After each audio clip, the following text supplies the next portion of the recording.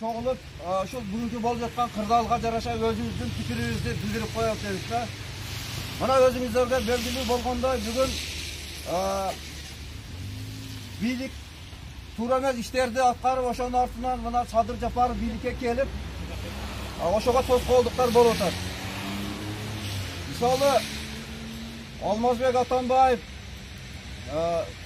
Сапар Исаков, Бабановтар, булар деген кыргыз элинин кызыкчылыгына бийликке турган кезде эч кандай иштерди аткарган эмес. Мисалы, Атамбаевдин бийлиги тушунда Бишкекке алынган акчалар, Ат майданыга, Бишкек Ош жол, темир жолдору, ошондой эле Кытайга өткөн газ түтүкчөлөрү боюнча бардыгы миллиарддаган доллардын 3/1 иштелип калганын коррупцияланган бийликке сиңирип кеткен. Бүгүнкү күндө элге тоскоолдук кылып атат.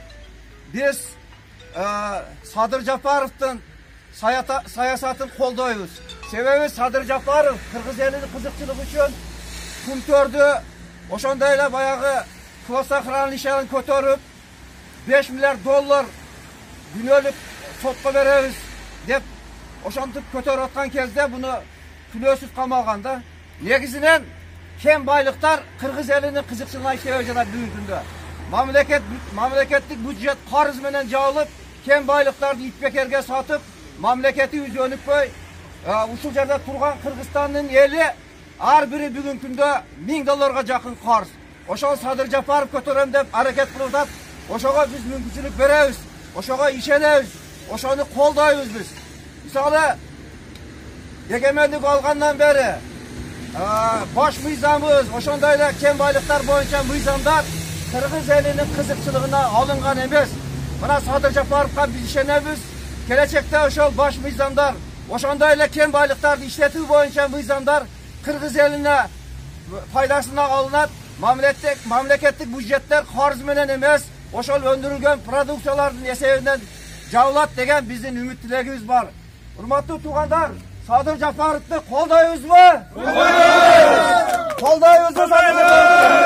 Колдойбуз. Бизге ынтымак керек. Элибиздин биримдиги, биз эч качан бөлүнбөйбүз. Түндүк түштүккө бөлүнбөйбүз туугандар. Биздин бир эле мекенибиз бар. Ал Кыргыз Республикасы. Эң туура, эң туура.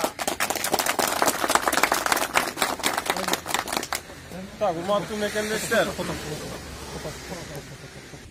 Биз азыр Кадамжай элинин журтунун жөнөкөй элдин катмары чогулуп, ушул мамлекетибизде болуп аткан ушул кырдаалда өтө кыйын абалда турабыз. Ошондуктан азыр элди ынтымакка чакырып, Кадамжай элинин ынтымагын журтубузга көрсөтүп, биз силер менен дегенде Садыр Жапаровдун азыр жүргүзүп аткан иши туура экендигини, ошону биз колдойт экенибизди ошол көрсөтүп, ушу силерге көрсөтөлү деп чыгып атабыз. Анан бул Кадамжай эли жөнөкөй эл эмес. Бул элден жакын эле тарыхта 3 хан чыккан. Өзүңөр жакшы билген кечээки эле Орозбеков, Кыргызстандын биринчи президенти, ушул биздин элибизден чыккан. Ошол 3 ханды көргөн эл, бул улуг эл. Ошондуктан булар дагы келечекте элибизде тынчтык амандыгын тилейт. Ошол Садыр Жапаровду колдоп, азыр бүтүн ушул жерде чогулуп, Садыр Жапаровдун эмесин колдоп, биз ошол жерде жөн эме карап тура албайбыз деп азыр жыдандары жүрөгүндө эме болуп тургандар келип отурат ушул жерде. Ошондуктан биз Садыр Жапаровду колдойбуз.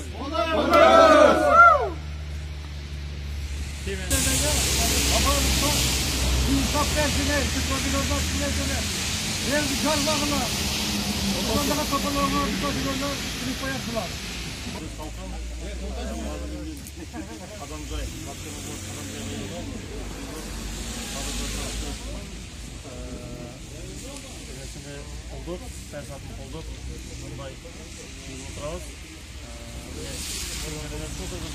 Садыр Жапаровду жаштар алып чыгат, сабактар деген Аллага шүгүр ушунчалык Садыр Жапаров чыгыпты. Садыр Жапаровду колдойбуз. Садыр Жапаровдун элерин биз саясатын, бараткан иштерин колдоп, Кадамжай эли колдоп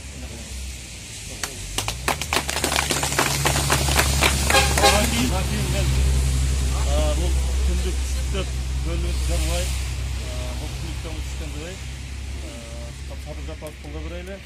Анан кечеги саясат боюнча дагы бир сен аякта дең, биякта дең деген ойлорду жоққа чыгарып, бүт артына таштап Садыр Жапаровды баары колдой берели. Ошол менен дагы бир жолу азыркы биякта сүйлөп кеткен акаларга кошулуп мен эң эле баягы босот эзилеп кете турган жерим биз мына баткен эли биз түндүк түштүк деп бөлүнгөнгө каршыбыз. Биз Садыр Жапаровду колдойбуз. Ал элдик президент кылып дагы шайлайбыз. Азыр убактылуу 2 ай убакыт бериңиздер. Жанагы бут тосуп аткан жанагы Садырга эме кылып аткандар, кичине эме кылып туруңуздар. 2 айдан кийин Садыр Жапаров айдап атпайбы? Бизди ишендирип, биз мына үмүттөнүп, кыргыз эли ишенип атабыз Садыр Жапаровго. Калганыга эч кимге ишенгенибиз жок. Ошол 2 айдан кийин стабилдүүлүктү орнотуп, шайлооду мыйзам чегинде өткөзүп берем деп атат. Ошого кыргыз эли кайдыгер карабай, мына азыр шаарда мына Борбордо канча митинг болуп, айылдан, региондордон барып балдар мына суу жаңга карабай, Кыргызстандын келечегине кайдыгер карабаган кечегинде жаш балдар эме болуп кетип атат. Жанагы бийликке бут тоскон, жаман ыплас оюңар болсо аларды токтотуп, бир келишимге келип, Садыр Жапаровду колдоп эме кылганыңарга биз могу баткен элинен мына чогулуп атат, элдерди суранычы жаман, элде чогулуп атат. Айткыла биз дагы барабыз, чыгабыз деген. Биз бу жактан ушундай билдирүүлөрдү билдирип атабыз. Эми биз Садыр Жапаровду колдоп ушунча эл карап келди. Ошон үчүн биз баарыбыз Садыр Жапаровду колдойбуз. Баягында кандай жаман ыплас политикалар болбосун, биз оларга кошулбайбыз. Биз эч кимди шайлаганыбыз да жок, эч кимдин партиясында да эмесиз. Биз только Садыр Жапаров деген Кыргызстан мен үчүн баары бир эмес деген инсандар келип отурду. Буларды эч ким үгүттөгөн да жок, башка да жок. Просто мына интернет, соц тармактарда көп нерселер болуп атат. Вообще элди аяка чагылдырып, элди бияка чагылдырып, башын айландырышып атат. Ошолорго да айтып кетерлер. Жок, андай кылбаңыздар, жаңылышасыздар. Эртең бул күндөр да өтөт. Эртең бири-бирибиздин жүз карашыбыз керек. Просто мына бизге окшогон карапайым элди вообще оюну жаман жактарга буруп берип атасыңар. Ошолорду биз каршыбыз ошондой эмелергечи. Ошондуктан биз бул жерде келгендер Садыр Жапаровду колдоп келдик. Түндүк түштүк деген маселени көтөрбөгүлө, баткен эли Садыр Жапаровду колдойт. Садыр Жапаровду колдойбузбу? Энди болду. Бизге тынчтык бир. Bizge tınçlık gerek. Bizge tınçlık gerek.